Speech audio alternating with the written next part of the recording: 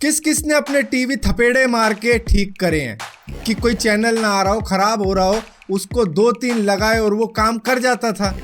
और यही सोल्यूशन दिया करते थे एप्पल वाले अपने एप्पल 3 के कंप्यूटर के लिए। जब लोग कहते थे कि भाई ये चल नहीं रहा, क्या दिक्कत आ गई, तो वो बोलते थे इसे 2 इंच उठाओ ऊपर, उसके बाद छोड़ दो, ये अपने आप ठीक हो जाएगा। Welcome to amazing random fact video number 53। मेरा नाम है वारिस शर्मा, आप देख रहे हो देखो इसको। आशा करता हूँ आज का दिन आपको बहुत अच्छा बीत रहा होगा।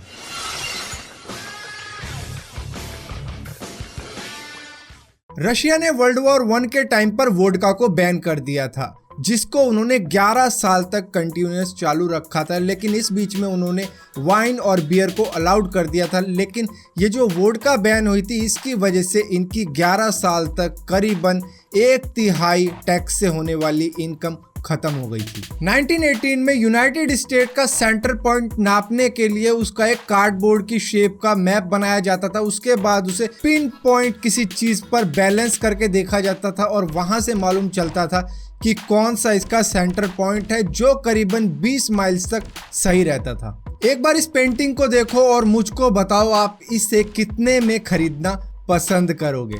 अपनी बोली कमेंट्स में डाल दो। और अब मैं आपको बताता हूं ये एक्चुअली में कितने में बिकी न्यूयॉर्क के ऑक्शन में 46.5 मिलियन US डॉलर्स की। ये पेंटिंग बनाई थी मार्क रोथको ने, जो कि अपने ज़माने के एक बहुत ही फेमस पेंटर थे जो 1970 में मर गए थे।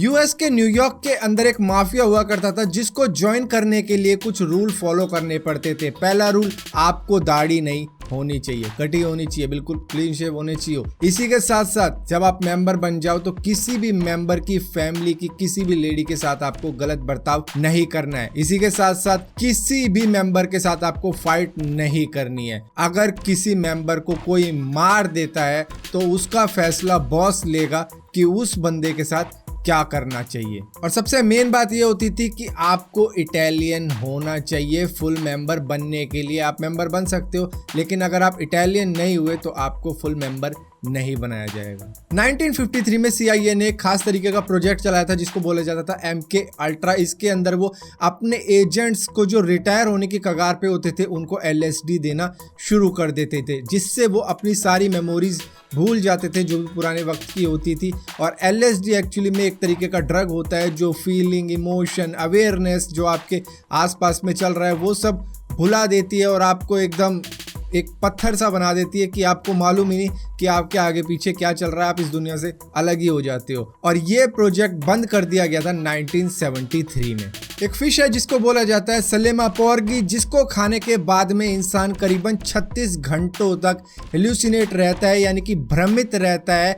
ये रोमन एम्पायर के वक्त में as a party drug use की जाती थी खाने के तौर पे। नॉर्मल टी बैग तो आपने बहुत देखे होंगे जिसको आप अपनी चाय में डिप कर देते हो, लेकिन एक टी बैग आता है जिसको अगर आप अपनी चाय में डालते हो तो वो बन जाती है किसी गोल्ड फिश के जैसी, जिससे आपको ये लगेगा कि जैसे कि आपकी चाय में कोई गोल्ड फिश तैर रही है। विक्टोरियन एरा के वक्त में डॉक्टर प्रिस्क्राइब करते थे कि अपनी दाढ़ी बढ़ाओ अगर आपको हेल्दी रहना है। लगता है विक्टोरियन एरा फिर से आ चुका है क्योंकि सभी दाढ़ी बढ़ाने में लगे हुए हैं। एक वक्त आया था जब चंगेज खान की पूरी आर्मी भूखी थी, तो चंगेज खान ने कुछ आदमियों को चुना था जिनको मार काट कर खाया था उनकी पूरी आर्मी ने। एस्ट्रोनॉमर टाइचो ब्रेही खूब सारा पानी पीता चला गया, लेकिन वो बाथरूम नहीं गया, जिससे कुछ देर बाद उसका ब्लैडर फट गया। और इससे ये बात मालूम चल गई कि अगर आप पेशाब रोकते हो उससे आपका ब्लैडर फट सकता है और आप मर सकते हो। एक मिनट।